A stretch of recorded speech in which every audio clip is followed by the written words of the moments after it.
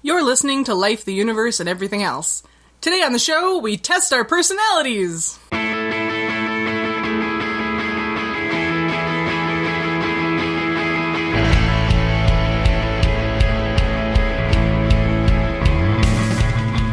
Life, the Universe, and Everything Else explores issues of science, critical thinking, and secular humanism.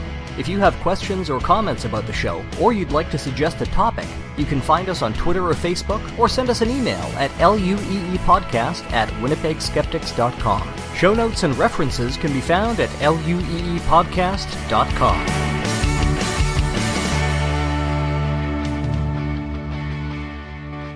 My name is Ashlyn Noble, and I'll be your host today. With me on the show, I have Laura Creek-Newman. Hi there. Jem Newman. Hello. And Lauren Bailey. Howdy. So today we decided to take a bunch of the more popular and more bizarre personality tests that are out there and put ourselves through the horrible experience of taking them all and discuss our results and whether they have any scientific backing at all. I don't have a ton of intro for this one, so I thought we could just get right into talking about possibly the most well-known personality quiz of all, the Myers-Briggs. Myers-Briggs is probably the original personality test. Well, I mean, not the original personality test. I mean, astrologers have been around for a long time. But whether it's a leadership aptitude test in a business seminar, a Cosmo relationship quiz, or BuzzFeed's Which Star Wars Cantina Alien Are You?, if you trace its origin back far enough, you'll probably end up at Myers-Briggs. I love BuzzFeed quizzes so much. Especially the food ones where you get to, decide a whole menu and then it tells you what your dominant personality is or something. I love those. They make no sense and I love them. Spoilers, they're probably a bit more accurate than the Myers-Briggs. For what it's worth, I am clearly Muftak, the four-eyed Tal's pickpocket who frequents Chalban's Mos Eisley Cantina, though I also identify with Ellis Hellrott. Clearly. Humans like categorization, and we're also pretty self-absorbed. So what could be better than answering a few questions and then being told all about what our own personal special talents and strengths are? The Myers-Briggs Type Indicator, or MBTI, is a questionnaire that classifies individuals into one of 16 personality types. The test was developed by Catherine Cook Briggs and her daughter, Isabel Briggs Myers. Not Myers-Briggs. In the early 1940s. Neither Cook-Briggs nor Briggs-Myers had any training in the field of psychology.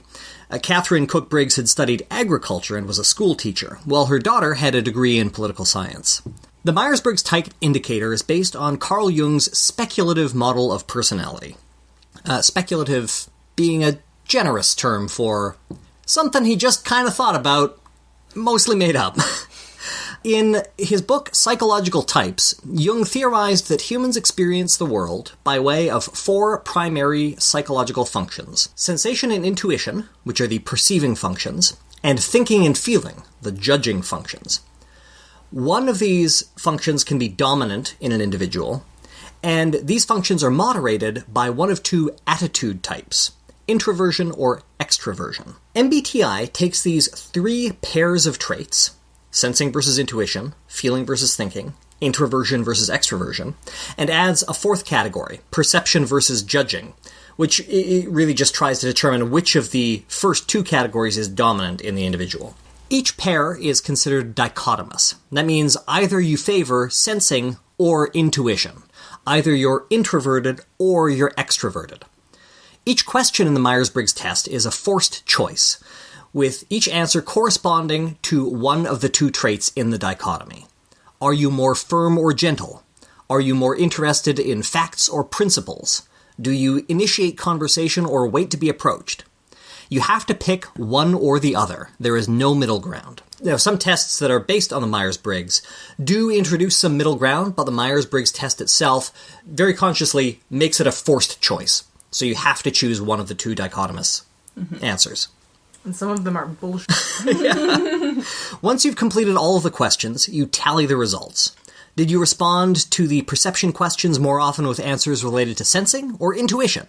For each of the four dichotomies, an individual can have one of two possible traits, and that makes for 16 possible personality types, because 2 to the power of 4 is 16. MBTI testing has been widely used in business settings, especially during management training, where some personality types are believed to make for better leadership material.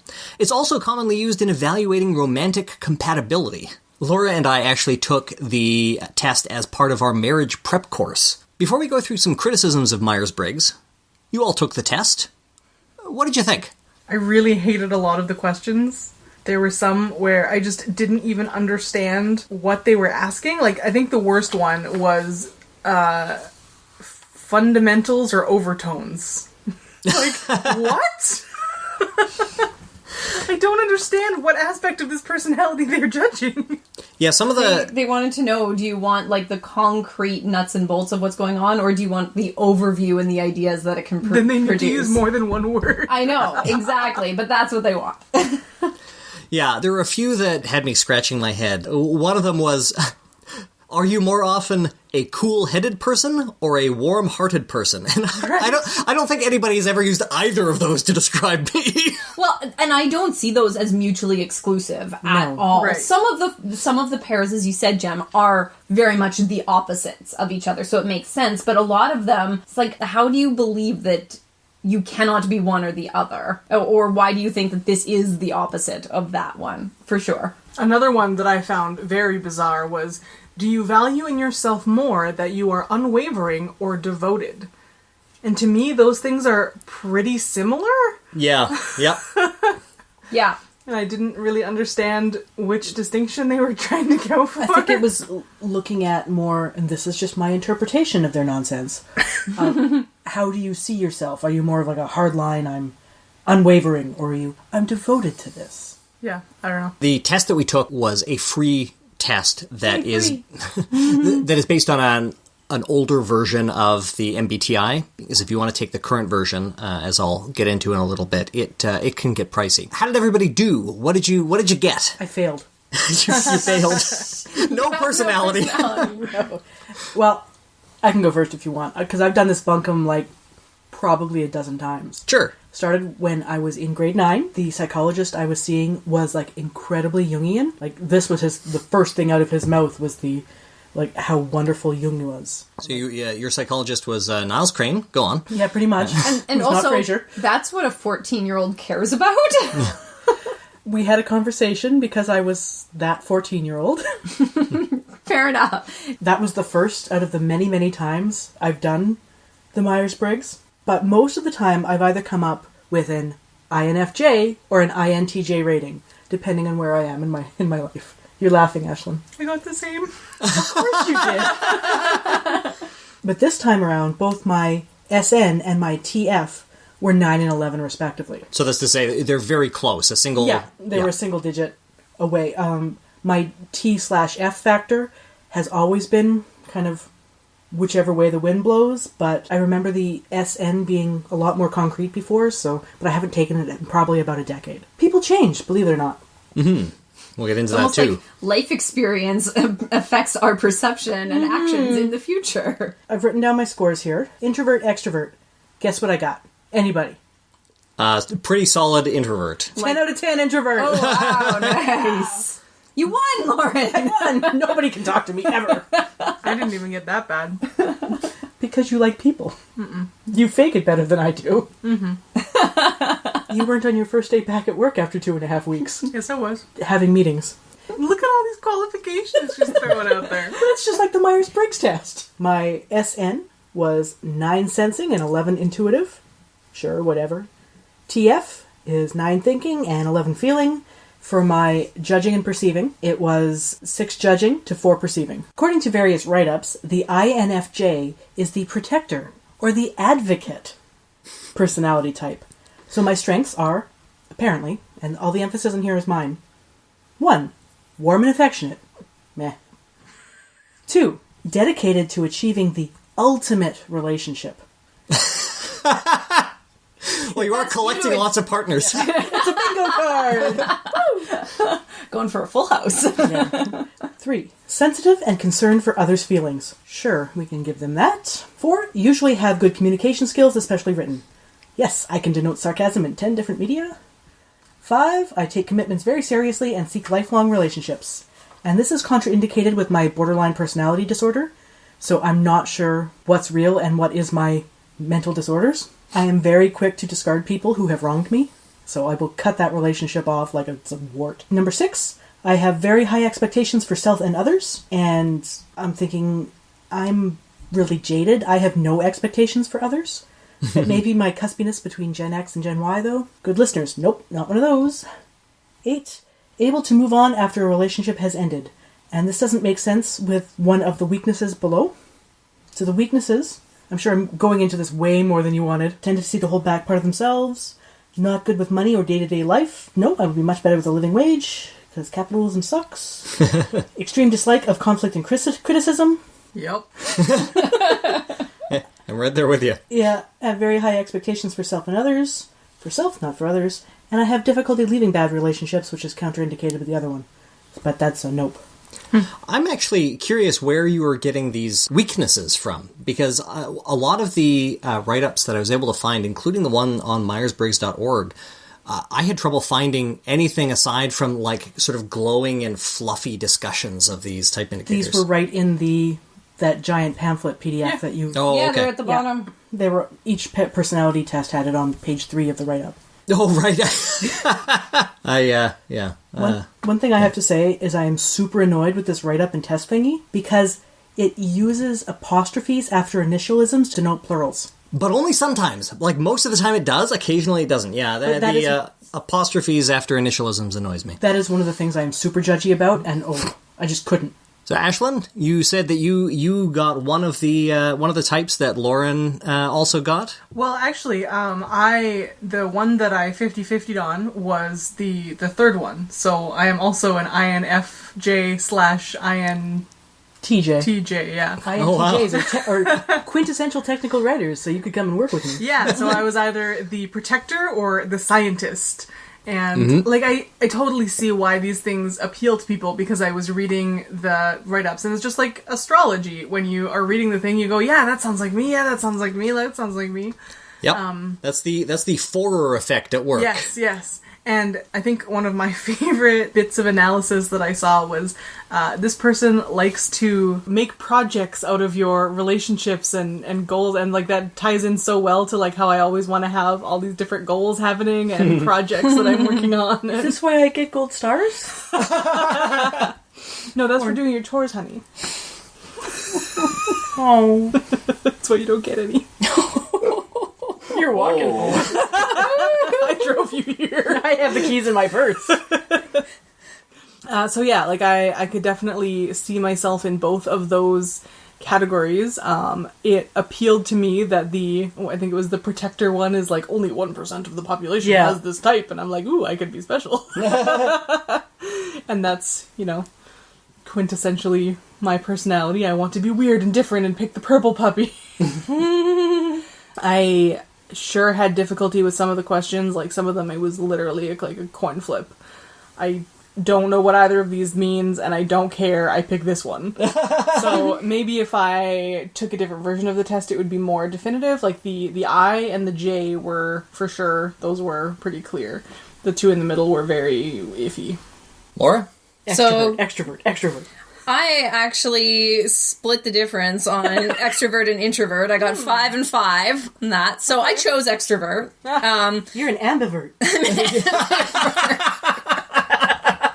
You're like an amiibo, but for people. Yeah. So I chose extrovert. Introvert is fine, but I would say I am more likely to want to go back to people over time than I am to want to retreat from people, so... How? I know, I'm sitting in the wrong room here. So anyway, so I got an ESFJ here, which is the caregiver, which is... I like all these Everybody's like, oh yeah, that makes sense. Okay. these cute names are good. Yeah. So, warm and energetic, loves other people, wants to do what they can to take care of other people. That makes sense. So strengths, take care of people. Weaknesses, doesn't do things to take care of self. So aside from the introvert extrovert, I was pretty decisively on one side or the other of all of them. They weren't huge spreads, but except for the judging and perception. But it was pretty decisive, and that kind of makes sense there. But again, like we've talked about, a lot of the questions, it was like, well, I'm going to choose one, but I don't think that these are opposites of each other, so I could just as easily choose another one. So, caregiver is a good thing, I guess. Do you remember if you got the same result when you did it back in the day? I have no idea. Okay. I do not know. I can't tell if it's the same thing or not. One thing that I noticed with this, not that I've talked about it enough, because I've done it so many times, and I think I've done this version before, I had a really hard time being objective with the questions, going, I know what they want me to answer here, to get the answer that I should have. And that's interesting to say I should. And I'm wondering though, is it possible that part of that is just that you're familiar with it and you know I always answer this way? Yeah. And so there's that tendency to just answer the way that you always answer versus how am I feeling today? Right, like thinking about it deeply. Yeah, Yeah. I've done all of these tests before, and I had to really think doing them this time that I would, like, no, answer really, don't answer how you think you should answer due to your personality types from before. And Jem, what type are you? So we're going to go 4 for 4 on people splitting the types. I was either an ISTJ or an INTJ. So going with the cute names that a lot of the Myers-Briggs tests will provide these little names for all of the labels. Going with those, I'm either a scientist or a duty fulfiller, which, that works for me. I was solidly introverted, no surprise there, but I did manage to answer exactly half of the perception questions with sensing and half with intuition. Hey, did you get 10 out of 10 introversion? I don't. I've got that right here. I got 8 out of 10. I got 5. I got 9 out of 10. I got judging versus perception was, I was very solidly judging versus perceiving, and very solidly introverted. I was split right down the middle, 10 out of 20 for sensing and intuition, which surprised me because I was definitely when I took the test originally, I was an ISTJ, like all the way. I think. Maybe I was an INT. It was very solid. Like, I had nothing near the middle last time I took it. You were a lot more hardline in your approach to everything at that point in your life, though. So the fact that it's changed and that it is split doesn't surprise me. Yeah. I did have a close split. I had a 60-40 split on thinking and feeling, which was also a bit of a surprise, but no contest in perception versus judging. Judging all the way. Let's look at these descriptions here. I'll start with duty fulfiller. Apparently, as an ISTJ, terrible name. I am focused internally, where I take things in via my 5 senses in a literal, concrete fashion. Yeah, okay, that makes sense. I deal with things rationally and logically. ISTJs tend to believe in laws and traditions and expect the same of others. Okay, wait, hold on. They're not comfortable with breaking laws or going against the rules. If they are able to see a good reason for stepping outside of the established mode of doing things, an ISTJ will support that effort. Okay, so we're hedging a bit here. However, ISTJs more often tend to believe that things should be done according to procedures and plans. Yeah, okay. If an ISTJ has not developed their intuitive side sufficiently, they may become overly obsessed with structure and insist on doing everything by the book. Whoa! The ISTJ is extremely dependable on following through with things which he or she has promised. And it goes on from there. So some of this does seem very accurate, almost uncannily so, until you realize that I answered questions that asked about these things directly. It's simply regurgitating what I gave it. Do you like organization? Yeah. Yes. Oh, you like organization? Amazing! So, and in areas where the test attempts to make inferences beyond the scope of its questions, it tends to get into trouble. Like that ISTJs tend to believe in laws and traditions. Well, I'm an atheist, and I have been probably accurately described as an anarcho-socialist. So at the very least, I'm vehemently anti-authoritarian. I do like rules, but... You like your own self-imposed rules. Right. Yeah. And if we go back to the scientist, it gets a little weird because the definition that they use for intuition, which is Jung's definition, which I think Laura might get into, is not the standard definition of intuition, but the fact that they frame the scientists as intuitive versus sense-based was quite strange to me. just as a side note, I feel like the definition of sensing and intuition is almost backwards because they use intuition in a way that is not at all what we would call intuition right now. And same thing with sensing. Yeah, so every time I read it, I get confused. They've never made sense to me. No, it's just like, use a different word, please. Mm-hmm. They mean this, like, sensing and intuiting something mean the same thing to me. Yeah. In a broad sense of... Yeah. INTJs live in a world of ideas and strategic planning. They value intelligence, knowledge, and competence. Their mind constantly gathers information and makes associations about it. They're tremendously insightful and usually very quick to understand new ideas. However, their primary interest is not understanding a concept, but rather applying that concept in a useful way. INTJ's tremendous value and need for systems and organization, combined with their natural insightfulness, makes them excellent scientists. An INTJ scientist gives a gift to society by putting their ideas into a useful form for others to follow. It is not easy for INTJs to express their internal images, insights, and abstractions. The internal form of the INTJ's thoughts and concepts is highly individualized and is not readily translatable into a form that others will understand. This makes sense to me. It's why I'm such a bad podcaster. However, their extreme respect of knowledge and intelligence will motivate them to explain themselves to another person if they feel it deserving of the effort, blah, blah, blah, blah. Frankly, this all sounds indistinguishable from an astrological reading to me. Yeah. So let's move on to some of the criticisms of the Myers-Briggs. Wait, we weren't already doing that? Many of the critiques of Myers-Briggs begin with the fact that the test was not conceived by psychologists, but its defenders are quick to point out that its origins are irrelevant, and that the evidence should be evaluated on its own merits. Unfortunately, the evidence is not particularly impressive. One of the most basic criticisms leveled against MBTI is that its predictive power is poor. It's simply not insightful. While a large body of research exists that purports to validate the Myers-Briggs Type Indicator, especially as applied in a business setting, this research has drawn heavy criticism from research psychologists for its lack of methodological rigor. With most of these studies produced for conferences put on by the Center for the Application of Psychological Type, which makes a lot of money off of the Myers-Briggs test. Psychologist Robert Hogan dismisses the MBTI as little more than an elaborate fortune cookie. While a systematic review from the 90s found that MBTI fails to predict specific outcomes related to either professional success or interpersonal relationships, concluding, quote, "It is clear that efforts to detect simplistic linkages between type preferences and managerial effectiveness have been disappointing. Indeed, given the mixed quality of research and the inconsistent findings, no definitive conclusion regarding these relationships can be drawn." As it relies on self-reporting, the MBTI has also been criticized for its lack of objectivity. Even when an individual is honest, evaluators have no means of determining whether answers accurately reflect an individual's personality and behavior, or simply their aspirations, or even their mood.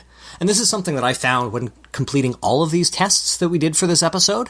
I found myself having to go back and revise answers because I thought, no, I think I want to think this way or feel this way, but in reality, I actually behave this way. This is who I want to be, rather than who I am. Yeah. The nail in the coffin, though, is the solid statistical evidence that the personality traits measured by the MBTI are not actually dichotomies. Myers-Briggs contends that an individual is either introverted or extroverted, favors either sensation or intuition, thinking or feeling, judging or perceiving. If these traits were real dichotomies, and people actually tended to fall into these categories, we would expect to see what's known as a bimodal distribution, in which people's scores on any given category tend to fall at either end of a spectrum, with fewer scores in the middle. However, when you actually look at the data, we see that scores tend to be normally distributed. That means there's a central peak that falls off toward either extreme. The central tenet of MBTI is flawed. For any of these dichotomies, most people fall pretty close to the middle. And which of the two dichotomies they get classified in ends up being fairly arbitrary. This phenomenon actually explains another curious aspect of Myers-Briggs. Upon retaking the test, many people receive a different result, with half of respondents receiving a different type when they retake the test only 5 weeks later, and 3/4 having a different type after 9 months. Have you ever run into somebody who knows their 4-letter MBTI initialism? I always have. I've seen a lot of Twitter bios with it. Oh, Really? Yeah. Oh god, another reason I hate Twitter. There are many reasons. That's pretty low on my list, but... F you, Jack. Yeah. People who know their initialism, they do tend to like it, right? I've heard a lot of people who've taken the test really, come away with a positive, sort of glowing feeling about it. And the Forer effect, which I mentioned earlier, can explain to some degree why people, I think, tend to take MBTI seriously. The Forer effect is, what that means is when presented with a vague but positive statement that we're told applies specifically to us, we tend to rate that statement as highly accurate, even though it can apply to most people. Then again, I'm a Libra, just the sort of thing a Libra would say. Well, there is one thing that the MBTI is definitely good for, and that is making money for the Myers-Briggs Foundation and its associated corporations. The Myers-Briggs Type Indicator is a registered trademark, and taking an official version of the test costs between $50 and $75. Is it insightful? Is it predictive? Or does it just provide a flattering but ultimately useless categorization? At the end of the day, it seems to me that the primary use of the MBTI isn't insight. It's to make yourself feel good. It's a nice story about how special you are.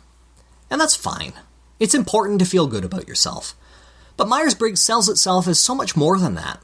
I'm not suggesting that MB should make you feel bad about yourself or present your personality as flawed in some deep way, but as it stands, it seems like it's mostly meaningless fluff. And while some versions of the test also present you with weaknesses and challenges, that tends to be downplayed. You have to read to page 4. Yeah, you have to read all the way to page 4. Relationships can be challenging. And it's easy to see the appeal of a tool that claims to provide an objective measure of romantic compatibility. Laura and I have been together for 14 years, and it hasn't always been easy. After all, she's a Leo and I'm a Libra, which, according to astrostyle.com, means that we're both social butterflies who love a night on the town, and that can lead to jealousy. As we all know, Leos love to hog the spotlight, while a non-confrontational Libra like me will never compete for the stage. And if there's one thing our listeners know about Laura, it's that her segments are interminable, and you can never get her to stop talking. But, we understand these things about each other, and it's okay. God. It would be so weird if every baby born for a whole month was an extrovert, and then it switched. That's just such a bizarre idea. I guess what I'm saying is, relationships are difficult, and understanding the differences between your outlook and the ways that your partner or partners see the world can be helpful. But dropping everyone into one of 16 pat categories is going to be an approximation at best. Introspection is important, but so is honest communication. So use your words. Talk to each other about how you feel and what you need. And remember when it's time to shut up.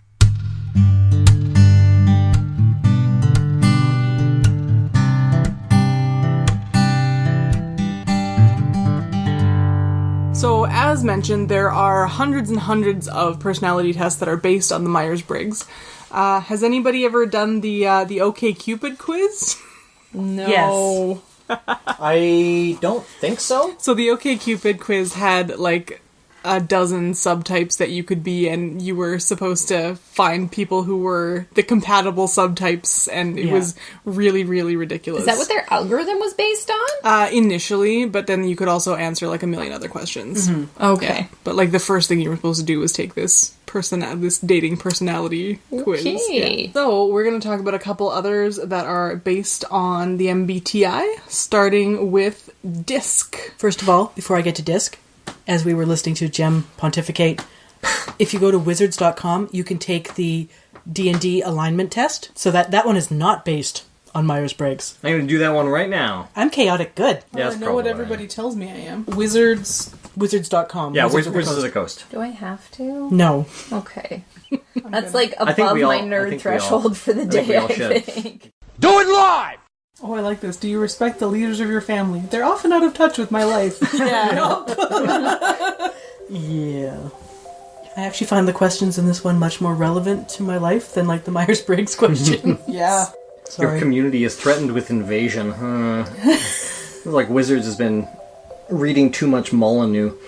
If offered enough money, would you slip poison into your king's drink? Yes, of course, because I'm not a monarchist. We should have Brendan take this quiz. Laura is dying from the geekiness in this.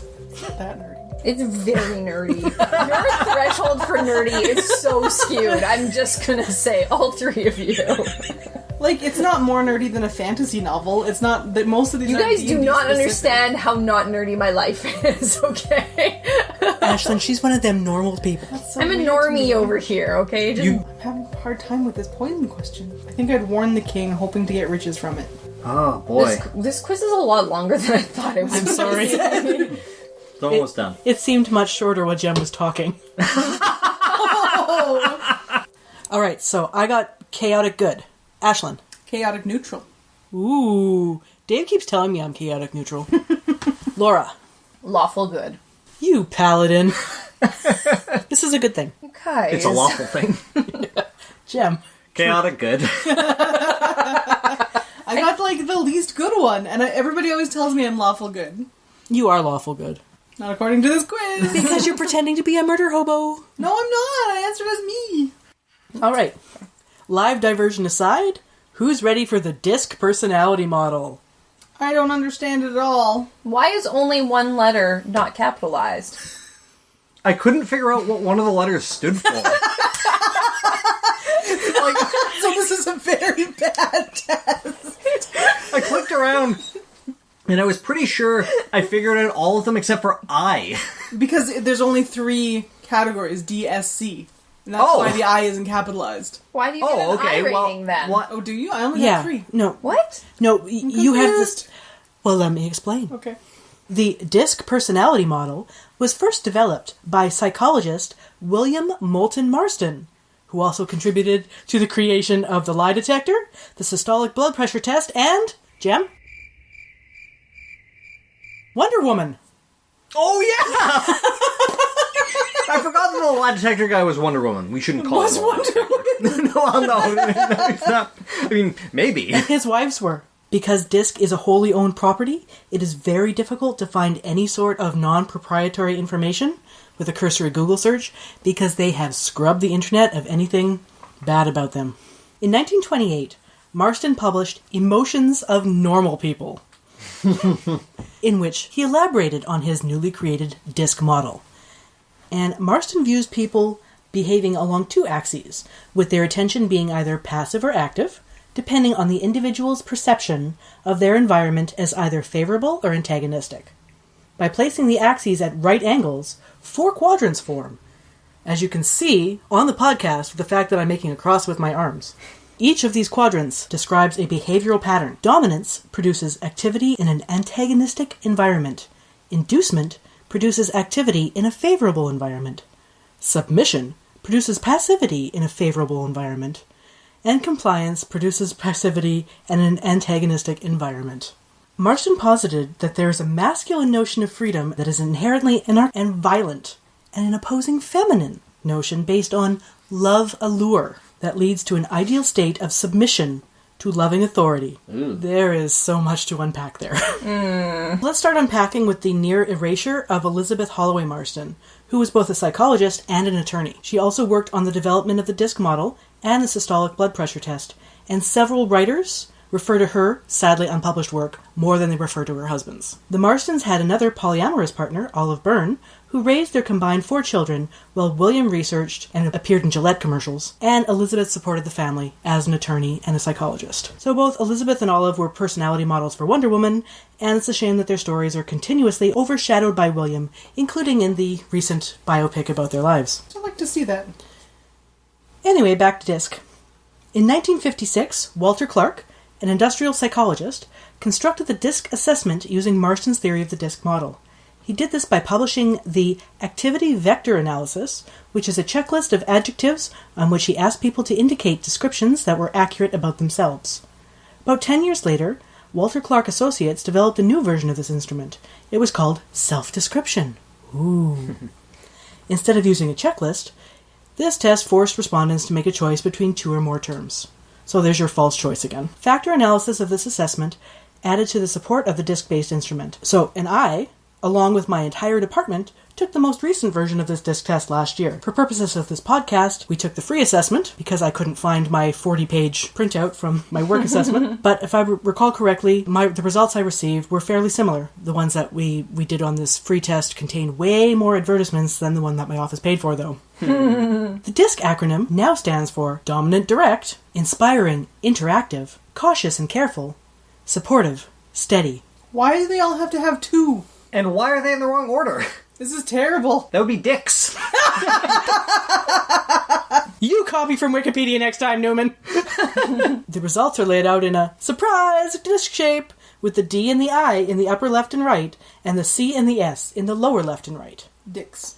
Got it. The horizontal divide of the disc shows your motor drive, with D and I, so dominant and inspiring, being more outgoing and fast-paced, and C and S, cautious and supportive, being the more reserved and slower-paced.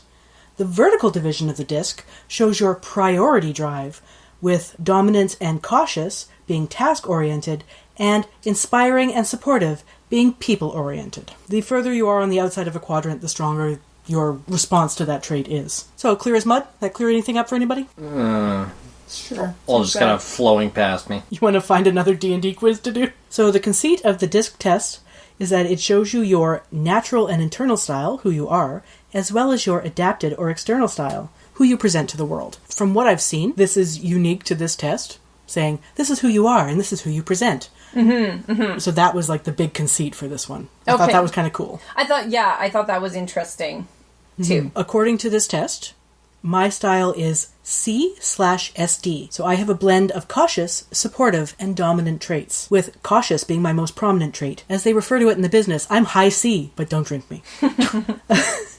And I am not inspiring at all. I got a 0 in inspiring. According to the test, some words that describe me are careful, focused on excellence, problem solving, collaborative. How did everyone else shake out? Ashlyn? Okay. I don't understand how I got these results. You took a test. You clicked? So, I apparently got the S/CD result. That's fantastic, it tells me.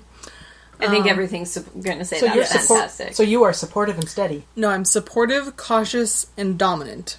Some words that describe me are helpful, kind, results-oriented, and careful.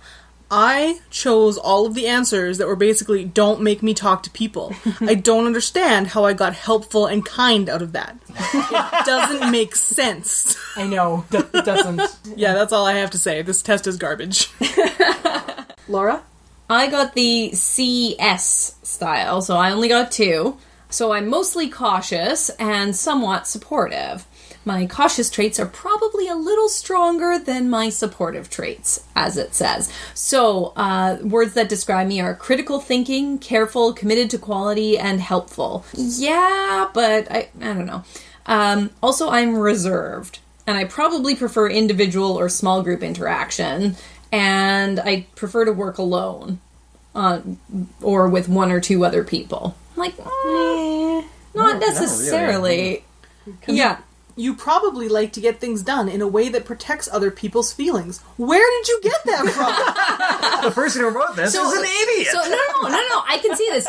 Like, it protects other people's feelings. So your goal is, I just don't want to deal with them. Their interpretation is, I want to make it very easy for everybody else. I won't interfere in what they're doing, where you're like, get the F out of here. If I have to deal with you, I will hurt you. That is protecting their feelings. Yeah, exactly. And their physical selves. I was going to say, of all of the people that I know, Ashlyn cares least about your feelings. That's not true. Of all of the people I like, Ashlyn cares least about your feelings. Like, there's the one question was, if somebody calls you, what do you want to determine first? And, like, my first answer is, why did they call me? And that is one of the answers, but instead of emailing me or texting me.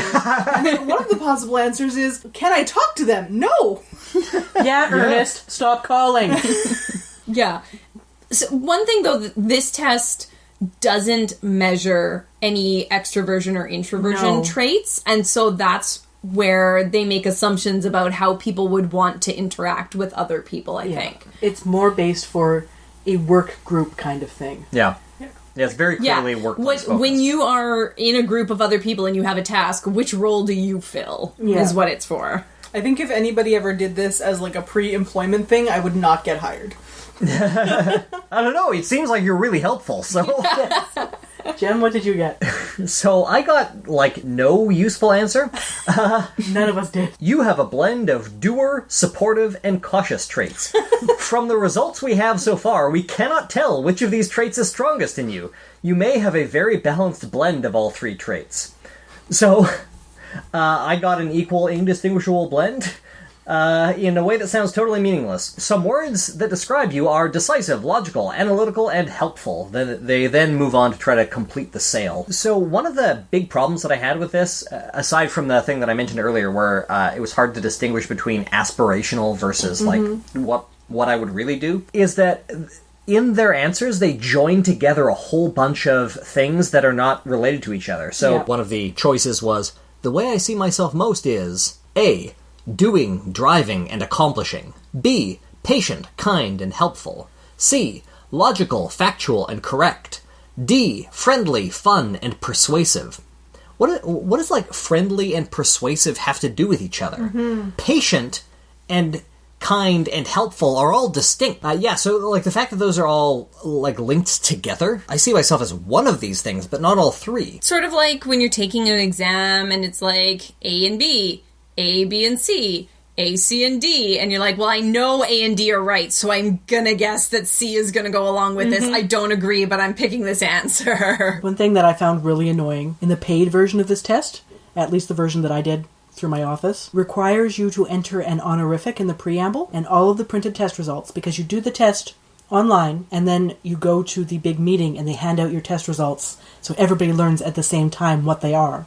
And then we have to discuss it for like 3 hours. Oh, God. So the paid version requires you to enter the honorific, and the printed test results refer to you as honorific, last name, in every effing sentence. It made me extremely annoyed, as I'm sure you can tell. The online test, which is more geared to the individual than to the individual's employer, uses words like you and your in place where it refers to the individual being tested. But now my supervisor, manager, and director, who is my manager's boss, know that Mix Bailey, because I used MX, is very cautious above all things, and is about as inspiring as cauliflower. Cauliflower is delicious. But does it inspire you to lead the troops or something? It inspires me to eat a different vegetable. So even though this is more self-assessment baloney, I am impressed that the free version gave me the same result as the expensive version, with less information. Maybe I'm just that good. I mean, with only 4 categories, it's not that hard to get the same. I told Jem he was everything. We can't figure you out, Newman. That kind of sums him up. A little bit of everything.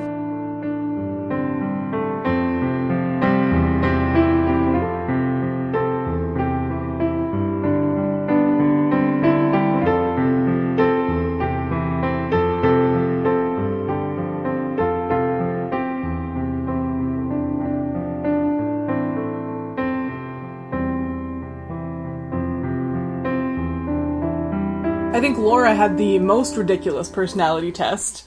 It was also the shortest and most fun to take, so I appreciated it. Yes, my test is called True Colors.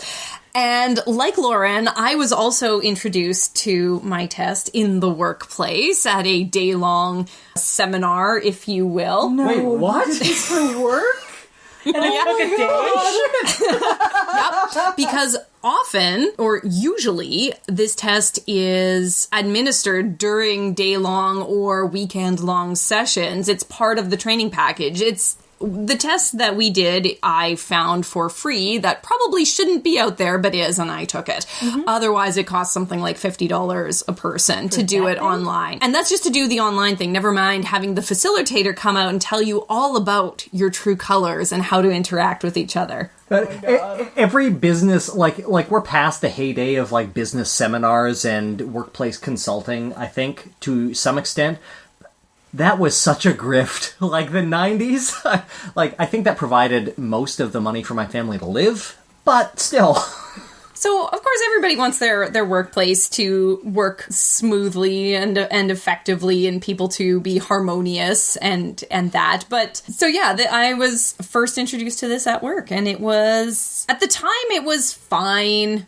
You know, it was a day that I got paid for that I wasn't working, so that was okay too. And this isn't my professional career. This was not when I was a part-timer somewhere either. I have a question, like a pretty basic question up front. What the hell kind of 4-color system uses green, blue, orange, and gold? I will get to this. Like, even the TVs for tetrachromates that George Takei was hawking made more sense than that. I will get to that. So I think the best way to sum up this whole test, and not just this test itself, but the reason the test is as it is, how it came to be, is successful businessman has personal tragedy, becomes a devotee of a new thought pattern, resets entire life pursuit in pursuit of improving the ideals or tenets of this thought pattern and bringing it to the masses. This is essentially the story of True Colors. So let me explain a little bit. It was developed by a person named Don Lowry in 1978, I believe, and similar to Lauren's test, the DISC assessment there, it's also based on the Myers-Briggs inventory, loosely, but that is the basis of it. And just like Myers-Briggs, of course, it's based on Carl Jung's theories, the rational and irrational thinking, the introversion, extroversion, and the personality type. So the premise of this test here is that each person has a unique mix of personality styles. So the true colors serve to identify in ourselves and in others, so for us to identify in other people what their dominant personality styles are. Of course, like all of the tests, they say it's not meant to put you in a box, but it's meant to illuminate and open up. However, I really feel like the more you put labels on something and the fewer categories you give people, the more boxy it becomes. Right, there's only 4 types of people. Exactly. Here. So with the True Colors, as Jem mentioned, there's only 4 colors available: blue, green, gold, and orange. And I'll get into the names in a little bit. So this test works on the theory that, and this is the Jungian theory, that personality styles can be predictive of our temperament and of our behaviors, which has been shown, as Jem mentioned, to not be super valid. So knowing the dominant styles allows us to have a better understanding of why others act in the way they do, which will promote improved communication, decrease conflict, and help us with self-improvement goals. So the way this test works is that you're given a set of questions, or they're not really questions, they're called word clusters. And so there are 5 rows, and there are 4 word clusters in each row. So for each row, you're asked to rank them from most to least, which word cluster represents you the most. So you're not supposed to look at the individual words so much, but you're supposed to get the general feeling or idea of the words and then rate that one. You go through, you tally your scores. And then at the bottom, it gives you a chart and links your score to the color and tells you what your dominant color trait is. So like some of the things in the DISC assessment, going through it was a lot of like, yeah, okay, I like these 3 words. These 2 I'm not super into, but this category doesn't really jive with me. This one doesn't work for me over here. Or like I only pick 1, maybe 2 out of it. So I'm like, okay, I'm going to go with this one. Not to worry too much about the individual words. Exactly. The feelings you get. So it's sort of that overall idea. Like if you were reading something very quickly and you said, yeah, I like that idea, or no, I don't, as opposed to, okay, I'm going to pick apart every stanza Which here. of these sounds like the best astrology reading? Yeah. Exactly. So like I said, it's based on the Myers-Briggs, but with only 4 types. It's much simpler, and that's by design here. So Don Lowry, I gotta tell you a little bit about this guy. So Don Lowry is not a psychologist. He does not have a psychological background. He does have a background and university level education or degrees in education and also business and some sports coaching, I believe he had a background in. So and he was a fairly successful business person, I imagine. Yay, sports. Yeah, sportsing. So we should proceed with confirming him to the Supreme Court immediately. He sounds like a stand-up guy. Of course. That joke's going to be evergreen, Jem. Yeah, it's okay. He's going to be on the Supreme Court forever anyway. So he himself, he didn't come up with a lot of things. He really took some other ideas. He was a devotee of Keirsey, who was a contemporary and collaborator with the Briggs and Briggs Myers family there. So Kiersey had a slightly different path. And so what Lowery did is he took Kiersey's model, which also had 16 types, like the Myers-Briggs, and condensed them down. So his idea was, wow, this is great. I love what your work is. How I can bring this to the masses. So it's too difficult to bring 16 types there. We want to make it so that anybody can do this test and anybody can understand these things. So I'm going to condense it down to 4. And the way he decided to bring it to the masses is that he made sort of a stage show, day-long session all about the colors using the archetype characters and colors being characters in a show. Lauren is lighting up like I've never seen before here. I was going to say, he said it sounds like the Godspell version of Myers-Briggs, so this fits perfectly.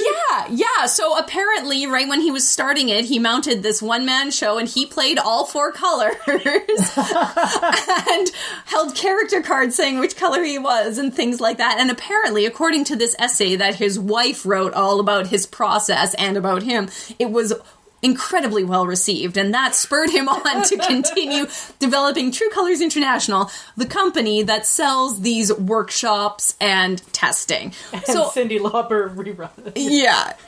So again, it's so similar to DISC in that it mostly exists to do corporate sessions. And even you were saying Myers-Briggs is like that too. Yeah. It's there to sell training. Basically what it is. And it's not, it's to illuminate and have discussion, but it's really there to sell training. All of it is about selling training. So because you guys are so interested, why are the colors named as they are? Well, Lowery had specific reasons for choosing these colors. He chose the colors to represent the characteristics of the people of that group. Yes, Ashlyn? Are the gold people sparkly and shiny? No. Damn. So blue is meant to represent, or he chose that color based on water and flowing and ocean. They're emotional and caring kinds of people. Bullshit. Okay. Green is based on the idea of plant life, of growth, because green people are analytical. They're growing. They're ideas Analytical, people. just like houseplants. But plants are growing, Jem, growing. I got it slightly different for green, but I'll tell you after. Okay. Orange is energetic, spontaneous, craves new things. Yeah, citrus. Orange represents fire, action, change, which is what the Why not orange pick people red? do. Like orange and gold are so close together. If they had gone red, gold, I'm and green. almost getting there. I'm sorry. Jesus, Jem. I'm Lauren by default, but mostly Jem.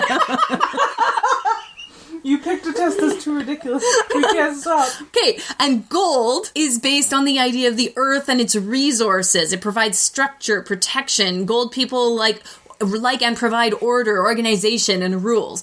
Side note, Lowery really wanted to call this color brown, but especially the gold people objected to that color, and they really liked the gold, because gold people liked being called gold and gold ideas, and so he went with gold. Unlike some of the other tests, I mean, this one says it's not meant to put you into a box, but it very explicitly encourages people to say things like, that's a blue idea, or you're such a green, or something like that around the office, and use that as ways of talking to each other. No, yes, that's very, scary. very much Imagine so. that coworker. Oh, yes, totally. There were definitely people, because in this workshop, we had to take those little Oh my God, I already stickers. forgot that you had done this in your workplace. It's so ridiculous. I can't keep that in my brain. It's so stupid. And we put it on our name so tags, so that bad. way everybody knew what your dominant Your color name and what tags. your non-dominant color was, and then you sat together, and then you sat with other colors, and you were to look at, like, how people were grouped in your organization. Wow. Oh, it was so good, you guys. It was so good. Okay, I got more. It gets better. It gets better. Wait, what did Okay. everybody get? We didn't get to that. Oh, yeah. Okay, so let's go around the table. Jem, what are you? What color are you? What do you think I am? I think you are a green. Yes, I am very much a green. I love go green. My scores were green 19, blue 9, orange 8, gold 14. I got green 17, gold 13, blue 12, orange 8. I got green. I was going to bring my sheet, but I didn't, so I don't know what else I got. That's fine. I found a really great definition for green.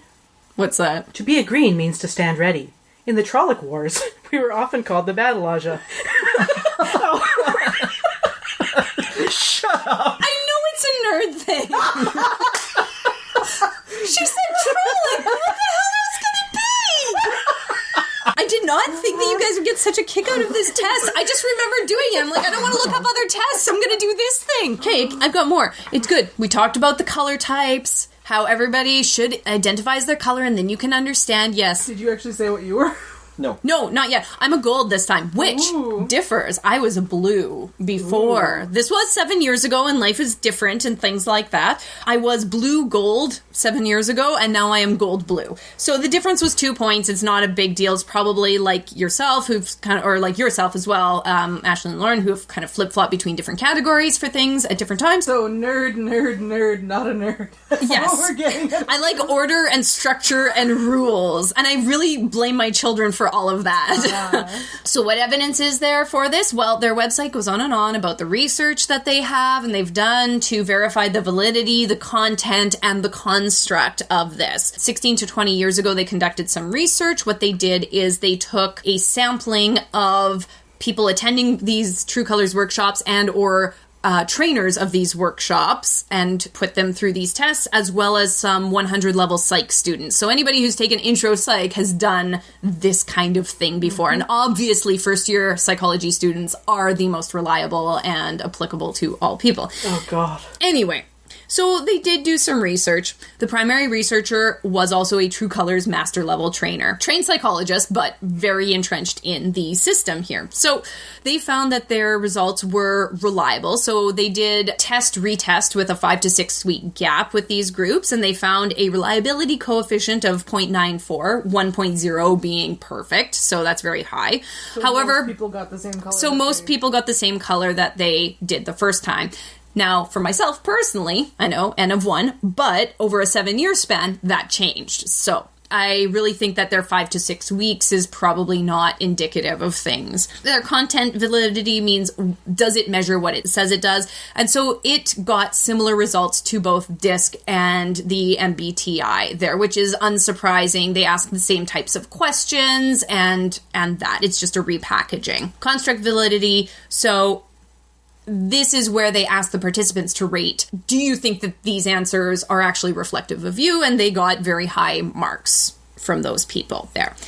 This was not peer-reviewed. It was not published outside of their website. So it is some kind of research that they love to talk about. Nothing's been done since then. Nothing longer term has been done. So, it's research, but what quality? I don't know. One thing that strikes me, did anybody go to the True Colors International website and just kind of look around or look at what their personality types are on the website, or did you just do the PDF? Just at the PDF. Okay, so I would recommend you go to the website if you've got some time to kill, because they explain lots about there. One of the nice things is that when you look and say, what is an orange personality, it will tell you famous oranges and put pictures of them. My question is, how did they get Lucille Ball to do this test? Oh yeah, they do that for Myers-Briggs too. Like Myers-Briggs will just take I think they classified like Aristotle and Plato too. Like they just make up and some Mother bullshit. Teresa. I was Mother Teresa. Yeah, she's a blue. Okay. Because she's caring. So is Oprah. These people clearly yes, I know. Not looked into Mother Teresa. Yeah. So, and this is so frustrating because it talks about being able to really take those inner things and what's important to you and put that in a color pattern, but then they're taking people that they don't know that haven't filled this out. And remember that these are famous people. Most famous people have some sort of a persona out there, because either by necessity or by design. So how do you know that the persona, so what you're judging is a persona, it's not, or in the case of Mother Teresa, perhaps an illusion, and not the true person. So they need to do the DISC, where you can see the true person and who they present to the world. Right, exactly. So they're getting it wrong again. And then they also they're able to give an idea of the percentage of the 7 billion people on the planet, which percentage is of each color. So did you know that 45% of the people on the planet are golds? And only 10% are greens? So you're in a small group. We're very overrepresented on this podcast. Yeah. So I have a lot of problems with a lot of these things. They make a lot of references to things like, this test works for right-brained and left-brained people, introverts and extroverts. It says, and it just makes inherent common sense. And I'm like, okay. So, True Colors. You guys seem to think it was ridiculous and kind of fun. It was easy. It was really easy and short, which is kind of nice. Having gone through a workshop, it was very meh. So was the version that you took in the workshop about the same? Like it was only like five things of words? I cannot remember. Okay. Like I said, it was years ago. I don't remember. I know we spent a lot of time talking about how to interact with each other and why people act in different ways, but I don't know if the test was different. Based on the wording from the website and just the other materials, I think that it is the same word cluster format. I think you just get a lot more show with the workshop. If you can find the free one and you're really interested, go for it. Otherwise, pick a color you like. Which one do you like? Just choose that one. It's probably just as accurate. Yeah, read the descriptions, figure out which one you are. But don't forget, your true colors are beautiful, like a rainbow.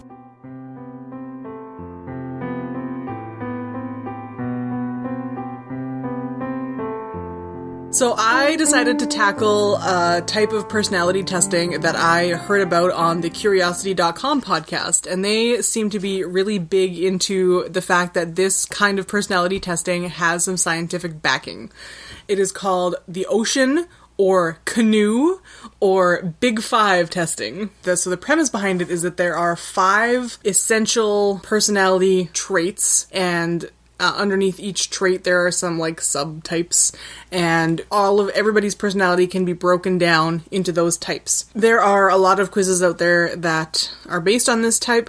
We took one that had a ridiculous number of questions, and they were short phrases like, do you think that being organized is important?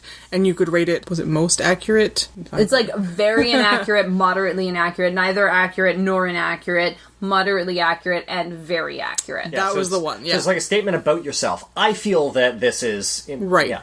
And the instructions tell you, again, to answer as you really are, not as you want to be, which is really hard for a lot of people, as we've discussed. They also say, do not blame the instructor if your computer crashes during the test. Do not email him if you do not get your results page. Yeah, the one that we did, apparently, like 1 out of 100 times, it just doesn't return any results after you answer 300 questions. So there's a really long spiel about you can't get mad at him about it. Yeah. He goes into, I'm a psychologist, not a software developer. Yeah. As you can tell from the website. It's really funny. So the test itself is pretty boring and long, and you don't end up with like cute little names for all of your different personality quirks, unlike the MBTI. So it has gotten maybe less attention than other types of personality testing, but I thought it was really interesting. It certainly felt more accurate at the end to me. Yeah, so we're going to go through the Big 5 types together and talk about what sort of results we got. So despite the acronym being OCEAN, these were not presented in the order OCEAN, which I was very upset about. The first chunk of personality traits is extroversion. Extroversion is marked by pronounced engagement with the external world. So extroversion is something that I think all of our tests measure to some degree. Lauren's a little bit less, but there was still like whether you want to engage with people or not. I do not.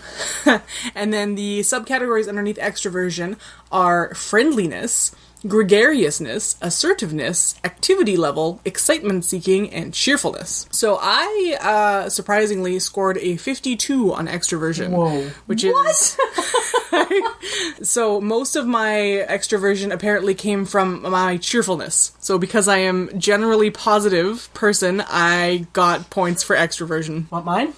Yes. I got a 1. Okay. For cheerfulness? Nope. Or for extroversion extroversion. as a whole. Whoa! Lord. How is that possible? My friendliness is 1. My gregariousness is 1. My assertiveness is 10. My activity level is 83.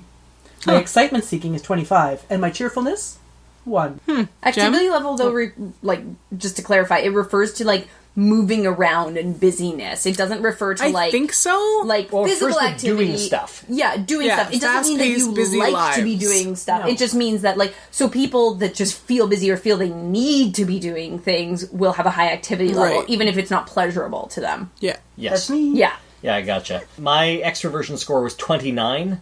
Friendliness 17, gregariousness 16. I'm just like a sort of a slightly toned down version of Lauren. What do you mean by that? Toned up. Yeah. Assertiveness 70, activity level 95. Wow. Excitement seeking 16, cheerfulness 11. Okay. I can't believe Jem got more cheerfulness than me. You had got less than 11? Damn.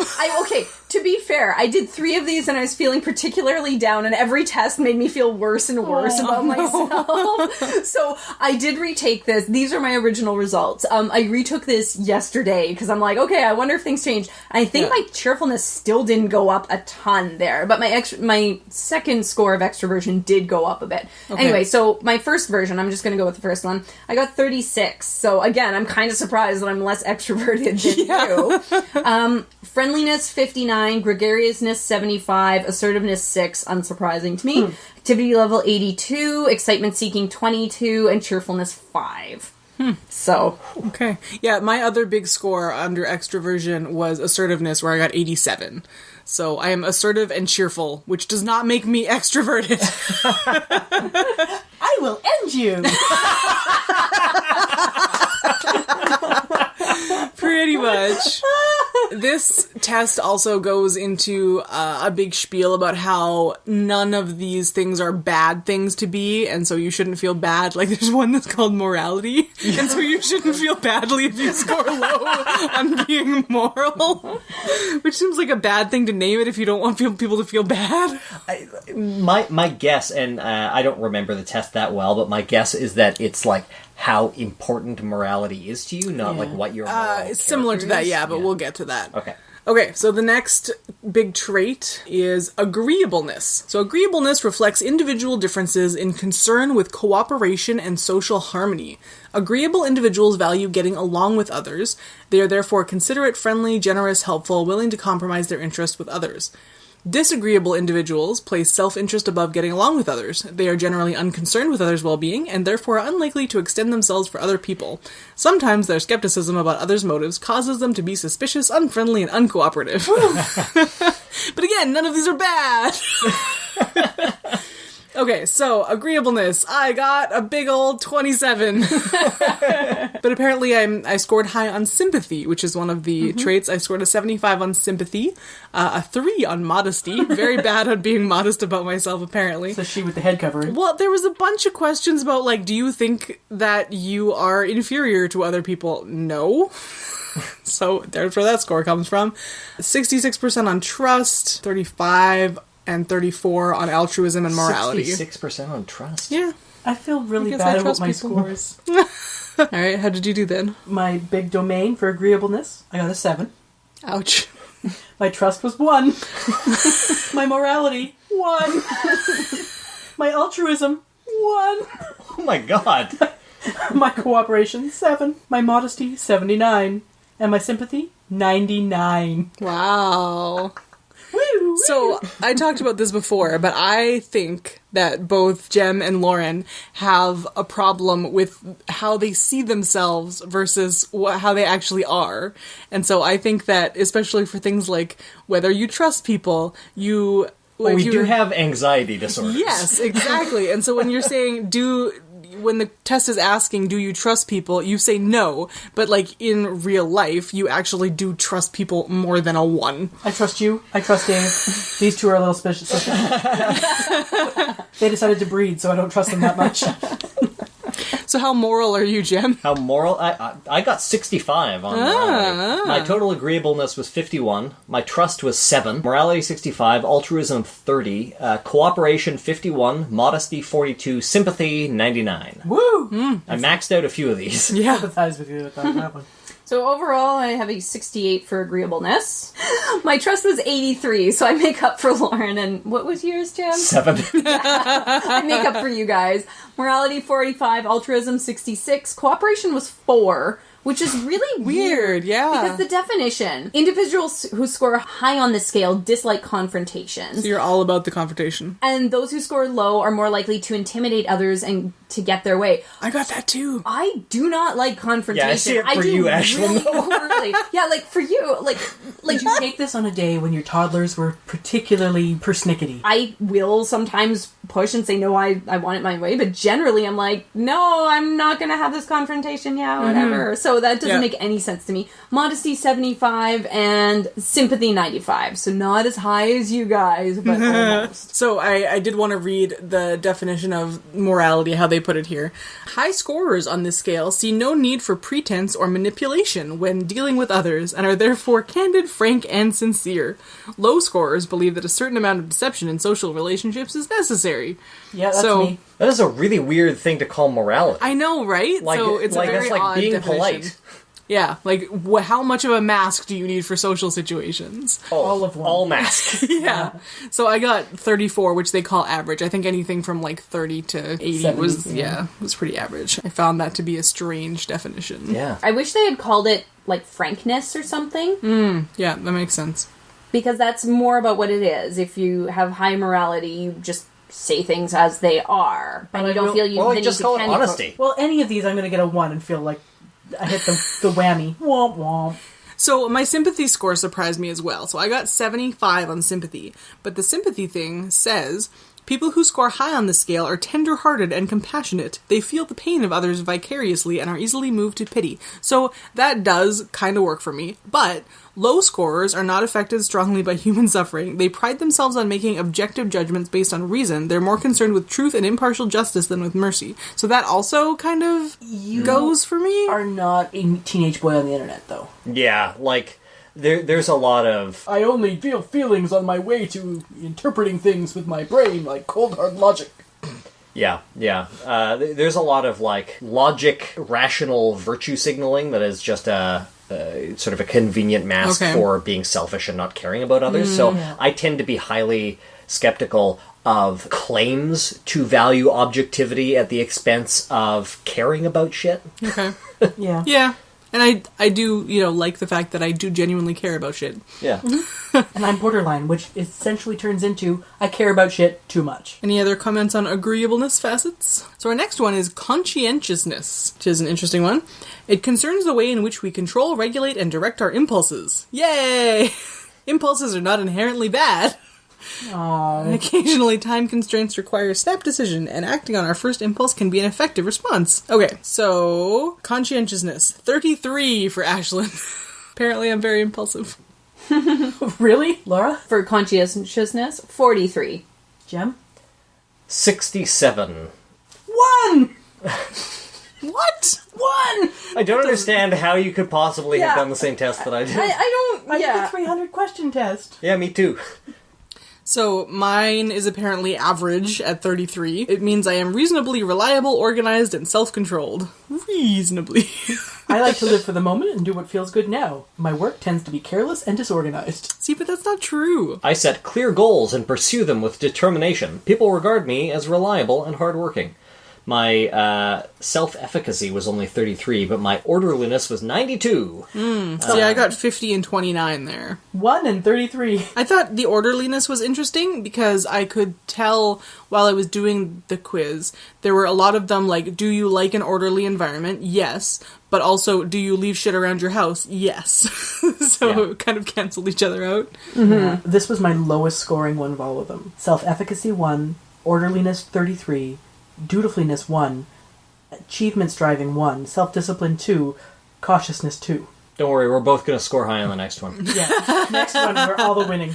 I got a 72 on cautiousness, which surprised me.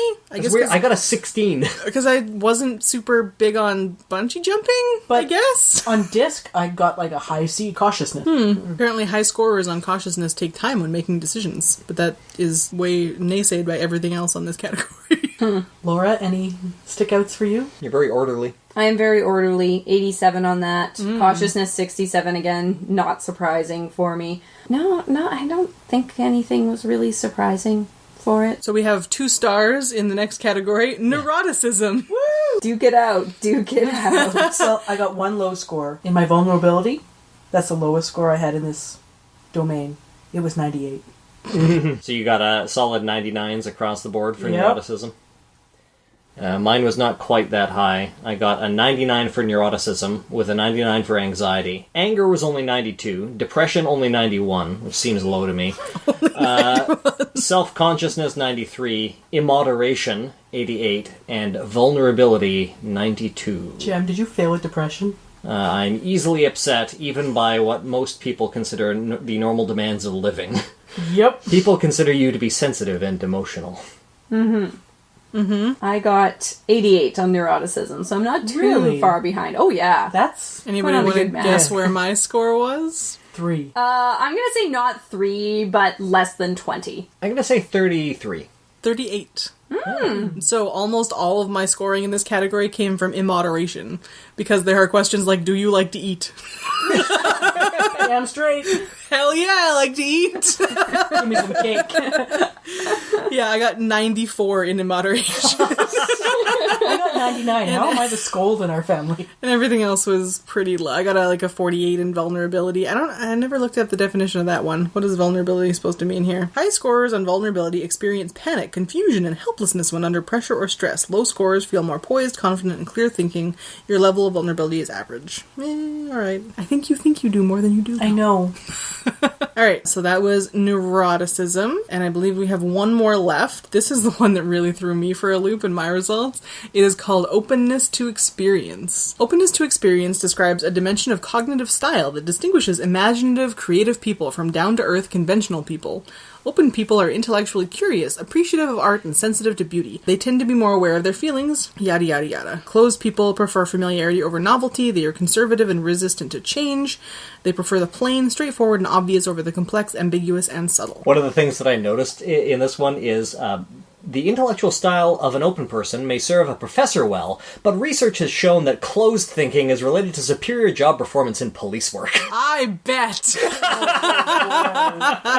Oh. Wow. Can I add the line that you did not say? It says that the closed people may regard the arts and sciences with suspicion. Witchcraft! Yeah, which is a hilarious line. Okay, so, you can imagine my surprise. For openness, I scored a 28. Oh, wow. Apparently, I hate art. Yes. Literally, so artistic interests, 1. How? Okay, so my You are an theory- artisan! I make shit all the time. It's my favorite thing to do is make stuff. I love making things, making art. So my theory is all of the questions about art in this quiz were, do you like to go to art museums? No. Okay, so I only took the shorter version, only 120 instead of 300 questions. Or 160, I don't remember. And I feel like there were only 2 or 3 questions about art museums, There were a and the lot in rest the of it 300. was okay. But so the second time I took my test, I'm like, I like art more than this, so I'm gonna score those ones so high. you biased I yourself. and it went up like 1 point. So I think most of the questions about like nature and stuff were also. Oh yeah, there in was here. that, and I said, but I swear I like nature. How did I score a 1? So, obviously, this test is garbage. Because I scored a 1. I scored a 92 in liberalism. Ugh. Oh, you closed-mindedness. Yeah, come on. 99! 99! I think I did. Even I got a 97. I feel like I scored myself as, like, mostly agree or mostly disagree rather than the extremes more often. Probably. It was hard for me to pick the most extreme one. I feel like I did middle of the road for a fair number of these. I did this don't know. several weeks ago before we went on a very long vacation in the sun, so I can't remember. I also scored a 26 in intellect. Ouch. I think that's because I don't like having philosophical discussions. I scored a 35 in that, yeah. For my openness was 83 Nice. overall. Wow. I got 65 for imagination. Artistic interests, I have a minor in theater. I only got 28. Emotionality, 93. Ooh, you're more emotional than I am. Adventurousness, 25. Intellect, 71. Liberalism, 99. I only got 16 in adventurousness. I feel like this whole category is wrong, except for liberalism, which would be more extreme than it is. I don't know. I got a 2 in adventurousness, which is like kind of bang on. So, I mean, You like kayaking? no, and so I say that, and it's more so like thinking about the big scary things. I always kind of shy away from it, but I like going out and traveling and things. I don't like just sitting at home, so it's hard to be like, well, what do you mean by adventurousness? I could look it up. But. And I think part of the key, too, is where they say in the intro that's easy to miss, you should compare yourself to other people of your sex and age and country. And so I think when I think about like women who are 30 in Canada, I would probably do some more of the extreme answers than I did. Interesting. Yeah. Any other fun outliers for this one, anybody? I got a 1 in imagination. Whoa, that's not true. But it's because I answered a lot of the, like, there were a lot of questions about sort of daydreaming or drifting off. Yeah. And I find myself off track a lot. I always had this idea of, well, they must mean sitting there dreaming of my next big project or this, like, oh, this fantastical thing, some kind of abstract. And I don't do stuff like that. I'll frequently go down a rabbit hole. I'm looking up one answer and going, oh, this looks really interesting. And going down there. So I guess that's the same sort of thing. And I'm thinking about all these different things that are interesting to me, but I wouldn't call that, like, daydreaming. Yeah. So I'm imagination 61 because I can't stay on topic, especially at work. I'm always completely pointed to my task and never thinking or Googling anything that's not. Yeah. So I was initially drawn to this particular test because I was led to believe by the Curiosity podcast that it had some scientific backing, but I haven't actually been able to find much in the way of evidence for that. It's based on something called the lexical hypothesis, which is basically that if an emotion or a trait is strong enough and important enough to people, it will become its own one word. And so words like extroversion and neuroticism or whatever, they are important enough to people and basic enough that they have become a word instead of a phrase or a set of words. Okay. So that's how they determined which were the 5 important ones. Emotional shorthand, sort of? I guess, yeah. A lot of the subcategories are multiple words. Right. But that's why they're subcategories. Yeah, okay. The criticisms of it is that obviously it doesn't explain all of human personality. They say that it's way too simple, and also that they're... much like the Myers-Briggs test, it doesn't predict anything. It's just talking about what's already there. And moreover, what you can see in yourself, not what, isn't something that is findable without sort of making you answer a shitload of questions. Not objective. Right. And so I really didn't find anything that would tell me that it's more likely to tell you anything interesting about yourself than any of these other quizzes. One thing that I did find in researching some of these other ones is a reference to this type of Big Five thing, saying that more psychologists prefer this because of it's based on trait as opposed to types. Right. So it's different things that you can display or have to different degrees, but it really doesn't seek to put people into boxes. Like, it rates them on different levels. It describes you instead of categorizing you. And at least in psychology, from what I was reading, it helps guide people in different ways in understanding and actually dealing with their personality and moving forward and growing and whatever it is they want to do. Whereas the other ones really just, like we've said, kind of regurgitate it back and try to make somebody fit a mold rather than actually exploring some of the things there. Okay. So I don't have much to go on except that that's something that it kept coming back to. It's the way that it measures things is why they like that one. Okay, yeah. I guess I just didn't feel like that was a scientific basis for this is your personality. But I guess it isn't so much telling you this is your personality. I don't know. Because it doesn't tell you, like, personality is more than do you like to talk, do you like to go out and meet new people versus sit at home with a friend or two. Personality is like, do you like quippy? Do you like to say things that are quippy? Do you like jokes? Do you like different things like that? Like, there's so many more facets of personality, which is why when you get shoved into a color or one of the disc letters or something like that, you don't, all of that nuance that makes each person themselves gets lost. You still don't know what type of jokes a person likes based on this Big Five, but it helps you understand a little bit more. Okay, well, you're really cautious, or you're really high anxiety, or something like that. So that may inform why you choose some of the things that you choose. Mm-hmm. Like I said, I've been doing personality tests for psychologists or for work for the better part of my life, and I'm tired of them all. I think they're all bunk, even the ones that have more of a basis. As Laura was saying, it's it's a good argument for this big five, but I still think they're interesting. And I also think we learn about ourselves by taking these quizzes, and then it's interesting to see what we disagree with as well. Self-reflection is important. Like, Right. at the very least, like some of these questions ask us to consider things about ourselves that we might just sort of take for granted rather than thinking about. And it's always interesting to think about or to recognize that you may have a different approach to a lot of these basic fundamentals of life than other people do. like somehow we can use a BuzzFeed quiz to describe perfectly different pizzas and get the same results as one another.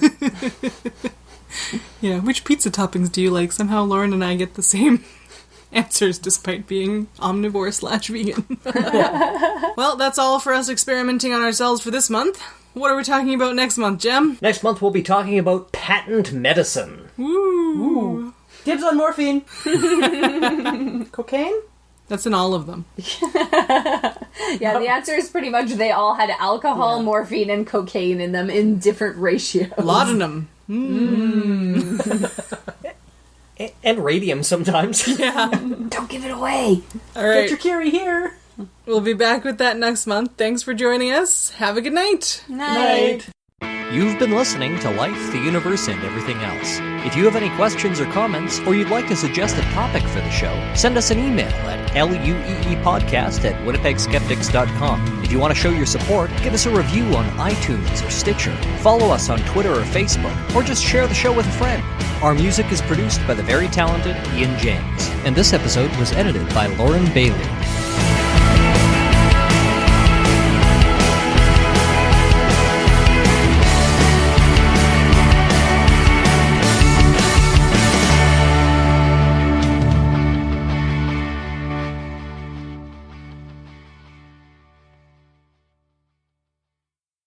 Life. Don't talk to me about life. So we missed all of that great commentary about horrible things that happened to us at war. Yes, we did. You'll have to find something else to put in the outtakes, Lauren. No problem. I always thought Cyndi Lauper was the original one. Who? She is. She Oh, is. she is? Oh, I okay. just her version is the worst. Well, this is where you and I differ. That's like the Okay. Cyndi Lauper one. It's her signature voice I know. thing. I don't like her voice. That's fair. I hear understand her voice that. when I hear It sounded so good. So Coco Moco. Cocopelli. Cocopelli, yay! Yeah. What color is the sky in your world? Blue. Her world also has Rayleigh scattering. What's Rayleigh's gathering? That's what makes the sky blue. Right. Okay. Differential I get it. diffraction. Like, I know what the process is. I just Yeah. didn't know what the name was. Whatever. It's a good trivia answer. I will forget it immediately. Just think of the Raelians.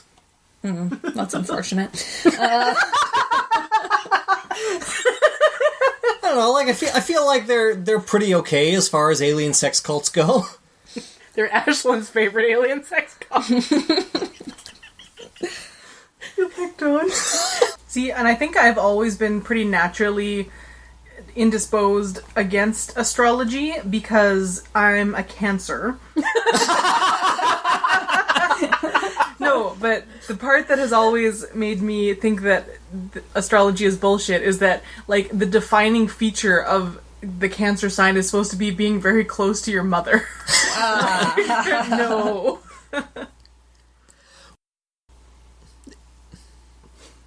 Yeah, tends to be downplayed. Recalculating. Yeah. Anybody else see that little hourglass Spinning wheel. Yeah. Rerooting. He's got a Mac. It's a spinning rainbow. Oh, that's true. Yeah. I beach balled for a moment. That's what you call it. Your Mac beach balls, yeah. You guys, I'm about to go supersonic if you don't stop. Your voice is already getting there. I know.